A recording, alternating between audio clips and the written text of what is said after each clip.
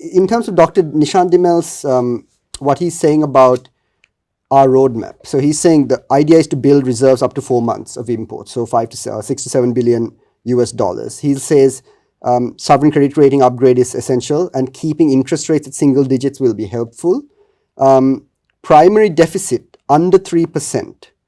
And he calls for, well, he's not called for it, but he said this is an option, preemptively restructuring debt. And he used a few examples. Ecuador was the best one, where I think they restructured preemptively before they defaulted. I don't know if it was going to manage this a default or if they just restructured, but they went from CCC to, I think, B- in 6 months. Do you see something like that as a possibility for our country? I mean, it definitely depends on what the government and the central bank decides to pursue, because what we can see is the policies and the sort of rhetoric that they have followed. We have consistently been downgraded in the markets. And, it really doesn't matter what statement the central bank sends out, because the investors are going to be looking at, what S&P is saying or what Moody's is saying. So, I mean, rather than sort of trying to always being we are always on the defensive, right? We're always trying to defend something that we do.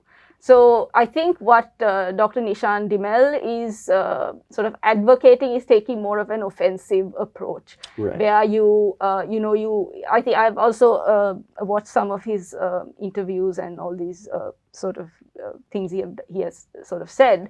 And what he's saying is that we need to go to them with a plan. Be proactive, right? And,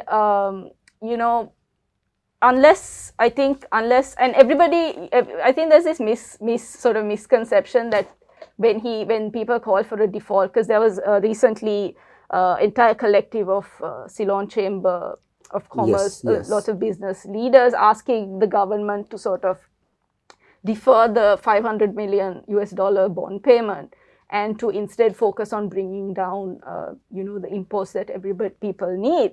I think the issue there is we are thinking, okay, this 500 million, and then there's also more debate about whether we should defer, because it can lead to a whole host of these other issues. But we are not just looking at 500 million payout, right? This course of this year, we have to pay $7.3 billion. I mean, where are we going to get this money? It's not just a matter of the 500 million. It's a matter of how and when are we going to,